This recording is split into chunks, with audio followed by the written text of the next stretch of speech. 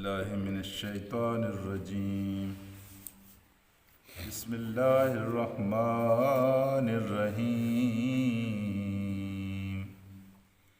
ان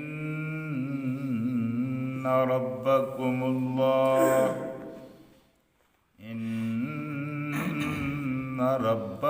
اللہ الذی خلق السماوات والارض فی ستۃ ایام ثم استوى علی العرش یدبر الامر ما من شفیع الا من بعد اذنہ ذالکم اللہ ربکم فاعبدوہ افلا تذکرون صدق اللہ العلی العظیم۔ رفقائے گرامی، سورہ یونس کی تیسری آیت کا آج ہم ترجمہ و تفسیر کر رہے ہیں۔ ارشاد یہ ہوا ہے کہ بے شک اس میں کوئی شک نہ کرے کہ ربکم تمہارا رب جو ہے اللہ وہ اللہ ہے۔ اس میں کوئی شک نہ کرے تمہارا رب اللہ ہے، اور اللہ وہ ہے کہ الذی خلق السماوات والارض، جس نے آسمانوں کو بھی پیدا کیا ہے اور جس نے زمین کو بھی پیدا کیا ہے۔ آسمان و زمین کی ان وسعتوں میں حضرت انسان کی حیثیت ایک بہت بڑے میدان کے اندر جس طرح ایک ریت کا ذرہ پڑا ہوا ہو، اس سے بھی کم ہے، اس سے زیادہ نہیں ہے، لیکن یہ اپنے آپ کو پوری کائنات سے اہم سمجھتا ہے۔ جی، اس کو اپنی اوقات یاد رہنی چاہیے کہ اس کی حیثیت اس کائنات میں ایک ذرے سے زیادہ نہیں ہے، اور رب جو ہے اللہ تبارک و تعالیٰ کی ذات جو ہے سب سے بڑی ہے، اللہ تبارک و تعالیٰ کی ذات۔ اور اس کی یعنی آپ دیکھیں جو چیزیں آپ کو بڑی نظر آتی ہیں، یہ آسمان ہے کہ ہم نے جہازوں میں اڑ کر بھی دیکھا ہے اور گاڑیوں پر سفر کر کے بھی دیکھا ہے کہ کہیں آسمان کے کنارے ختم نہیں ہو پاتے، لیکن اس آسمان سے بھی اللہ تبارک و تعالیٰ بڑا ہے، کیونکہ اس آسمان کو اللہ نے پیدا کیا ہے۔ اس آسمان کو اللہ نے پیدا نہیں کیا، اس جیسے کئی آسمان اللہ تبارک و تعالیٰ نے پیدا کیا۔ اب یہاں سے آپ اندازہ لگائیں کہ اللہ کتنا بڑا ہے۔ پھر زمین بڑی ہے، جو ہمیں چیزیں نظر آتی ہیں سب چیز زمین کے اوپر ہے، اور زمین کے نیچے ایک زمین ہے، پھر اسی طرح جس طرح 7 آسمان ہیں اسی طرح 7 زمینیں بھی ہیں۔ ان ساری زمینوں اور ان ساری آسمانوں کو کس نے پیدا کیا؟ اللہ نے پیدا کیا۔ اتنا بڑا خدا ہے جس نے تمہیں پیدا کیا ہے، اور یہ سارا کام اللہ تبارک و تعالیٰ نے فی ستۃ ایام 6 دنوں کے اندر اللہ پاک نے اس کی تکمیل فرمائی ہے۔ سبحان اللہ، یہ اس کا اپنا کام ہے، اس کی اپنی حکمتیں ہیں۔ اس نے اس میں 6 دن کیوں لگائے ہیں؟ وہ تو ایک لمحے میں سب کچھ کر سکتا تھا۔ یہ اس کا اپنا کام ہے کہ اس نے ان کو 6 دنوں میں پیدا کیا۔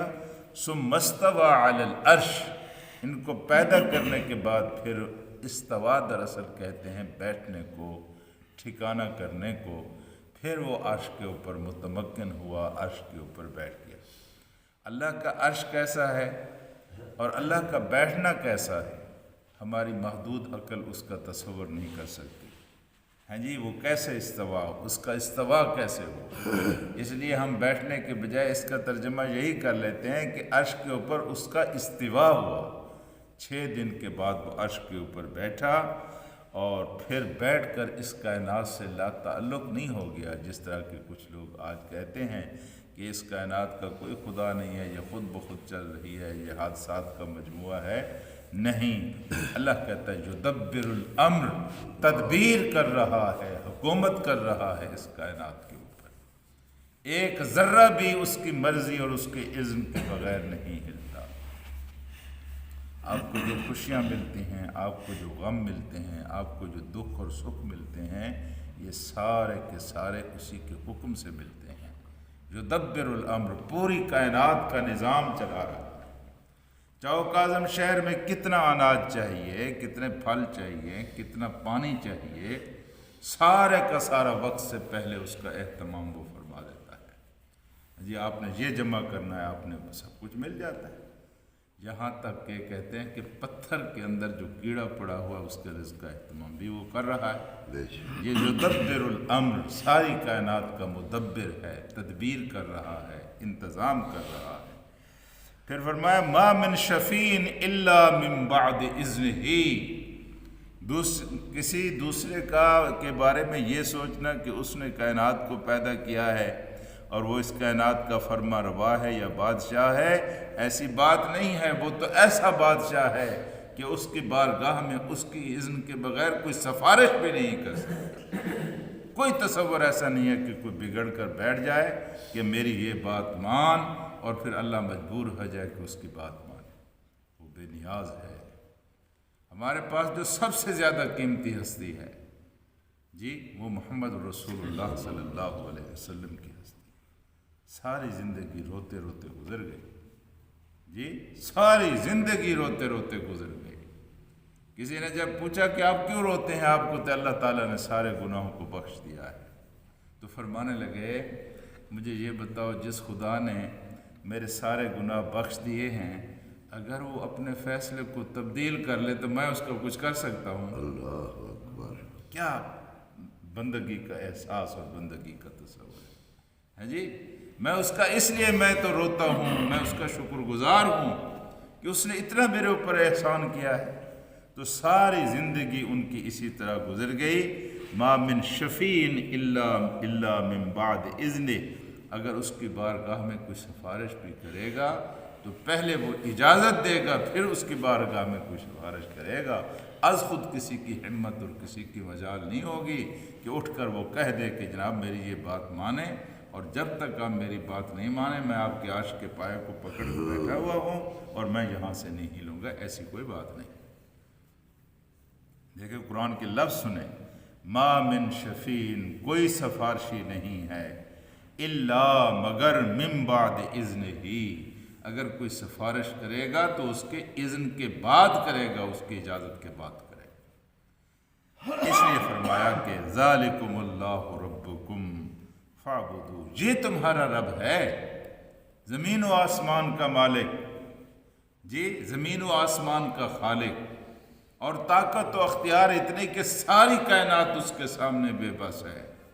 اب تم بتاؤ کہ اس کے بجائے اور کون ہے جو تمہاری عبادت کا مستحق؟ کون ہے جس کے سامنے تم اپنے ہاتھ دراز کرتے ہو، جھولیاں پھیلا کر بیٹھتے ہو، دعائیں مانگتے ہو؟ اس کے علاوہ کوئی اس کا مستحق نہیں ہے۔ ذالکم اللہ، یہ وہ اللہ ہے، رب جو تمہارا رب ہے، فاعبدوہ، بس تم اس کی عبادت کرو۔ عبادت کا کیا مطلب ہے؟ آپ کو یاد رہنا چاہیے، پوجا و پرستش، غلامی اللہ تبارک و تعالیٰ کی، پوجا و پرستش اللہ تبارک و تعالیٰ کی، اطاعت و فرما برداری اللہ تبارک و تعالیٰ کی۔ یہ عبادت کے اندر یہ تینوں مفہوم شامل ہیں۔ فاعبدوہ، اس کی عبادت کرو۔ افلا تذکرون، اتنی ساری باتیں بتانے اور سمجھانے کے باوجود بھی تم نصیحت حاصل نہیں کرو گے؟ افلا تذکرون، یہ بالکل اس طرح کا سوالیہ یعنی فقرہ ہے۔ افلا تذکرون، کیا تمہیں نصیحت نہیں آئے گی؟ کیا تم نصیحت حاصل نہیں کرو گے؟ اتنے بڑے خدا کے اندر پھر چھوٹے چھوٹے خدا بن کر تم بیٹھتے ہو اور اپنی خدائی چلاتے ہو۔ دیکھو تو صحیح تمہارا وجود کیا ہے اس کائنات کے اندر، تمہاری ہستی کیا ہے؟ اتنی بڑی ہستی، تمہاری خالق، تمہاری مالک، زندگی اور زندگی کے بعد سارے معاملات اسی کے ہاتھ میں ہیں۔